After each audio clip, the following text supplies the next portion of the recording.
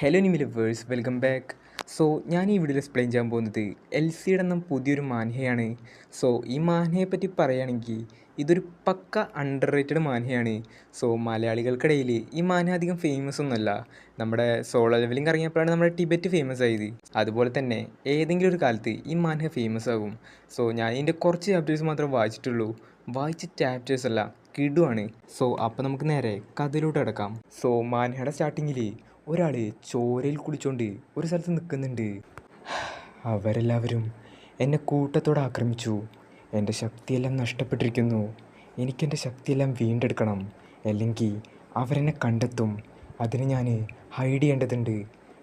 അതൊരു പൂച്ചയല്ലേ? അതെ, അത് തന്നെയാണ് വഴി. സോ ആ സീനോടെ കഴിഞ്ഞതിന് ശേഷം വേറൊരാളെ കാണിക്കുന്നുണ്ട്. ഇവൻ്റെ പേരാണ് ജീഹു. സോ ജീഹു ഇപ്പോൾ ഒരു ക്യാറ്റ് ഫുഡൊക്കെ വിൽക്കുന്ന ഷോപ്പിലാണുള്ളത്.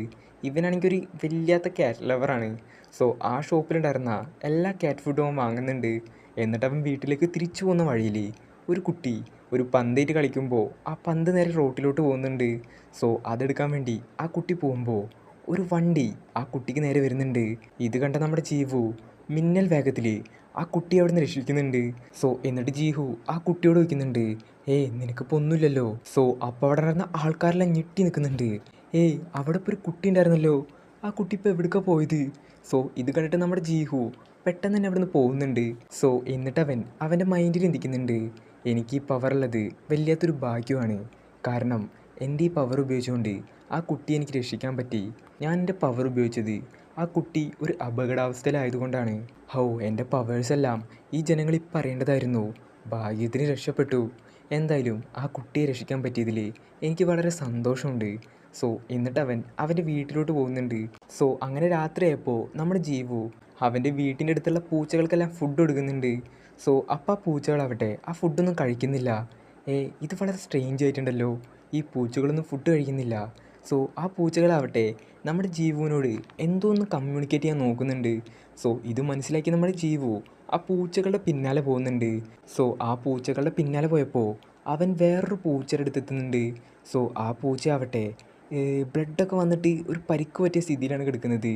സോ അപ്പം നമ്മുടെ ജീഹു ആ പൂച്ചയെ എടുത്തുകൊണ്ട് അവൻ്റെ വീട്ടിലോട്ട് പോകുന്നുണ്ട്. സോ അങ്ങനെ കുറച്ച് സമയം കഴിഞ്ഞതിന് ശേഷം ആ പൂച്ച എണീക്കുന്നുണ്ട്. സോ ഇവിടെ സ്ട്രേഞ്ച് ആയിട്ടുള്ള കാര്യം എന്താണെന്ന് വെച്ചാൽ ഈ പൂച്ച സംസാരിക്കുന്നുണ്ട്. ഞാൻ എണീറ്റോ? ഞാൻ എവിടെയാണ്? എൻ്റെ കൈയൊക്കെ എന്താ ഇങ്ങനെ? ഇതൊരു പൂച്ചയാണല്ലോ. സോ ഇപ്പോൾ അവിടെ എന്താ സംഭവിച്ചതെന്ന് വെച്ചാൽ മാൻഹയുടെ സ്റ്റാർട്ടിങ്ങിൽ ഒരാൾ പരിക്ക് പറ്റി നിൽക്കുന്നത് കണ്ടിരുന്നില്ലേ? സോ അയാൾ ഹൈഡ് ചെയ്യാൻ വേണ്ടിയിട്ട് ഈ പൂച്ചയുടെ രൂപത്തേക്ക് ട്രാൻസ്ഫോം ആയതാണ്. സോ ഇപ്പോൾ ഈ പൂച്ചയുടെ ദേഹത്തുള്ളത് അയാളുടെ, അതായത് കേഡൻ്റെ ആത്മാവാണ്.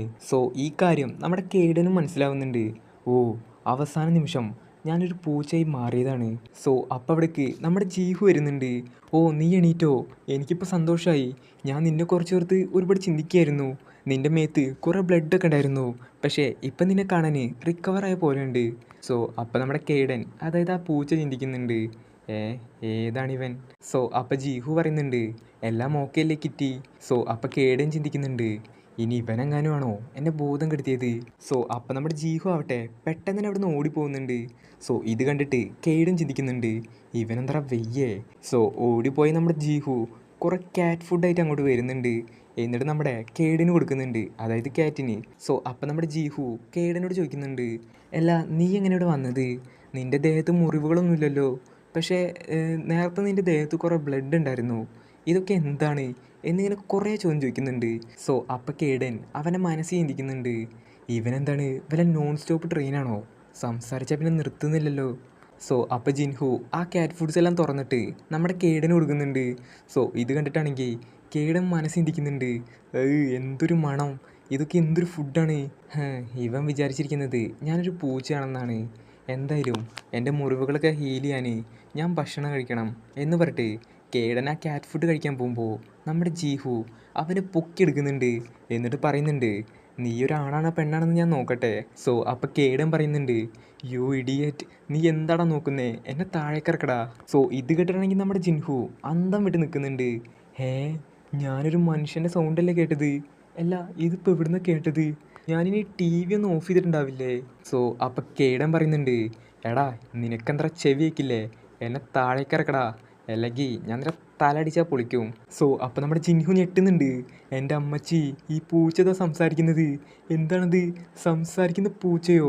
അയ്യോ അയ്യോ, എനിക്കിപ്പോഴും വിശ്വസിക്കാൻ പറ്റുന്നില്ല. ഒരു പൂച്ചയ്ക്ക് സംസാരിക്കുമോ? സോ അപ്പോൾ കേടൻ പറയുന്നുണ്ട്, എൻ്റെ പൊന്നുമോനെ, നിൻ്റെ തലയോട്ട് ഞാൻ എടുക്കണമെങ്കിൽ ഒന്ന് മിണ്ടായിരിക്കുമോ?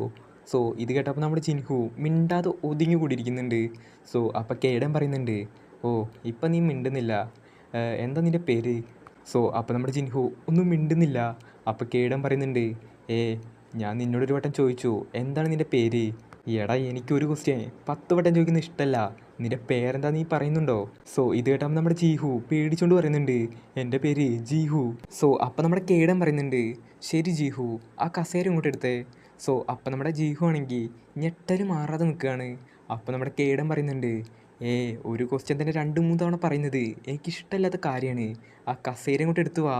സോ അത് കേട്ടപ്പോൾ നമ്മുടെ ജീഹു പെട്ടെന്ന് തന്നെ പോയിട്ട് ആ കസേര എടുത്ത് വരുന്നുണ്ട്. സോ ആ കസേരയിലേക്ക് നമ്മുടെ കേടൻ ചാടി കയറുന്നുണ്ട്.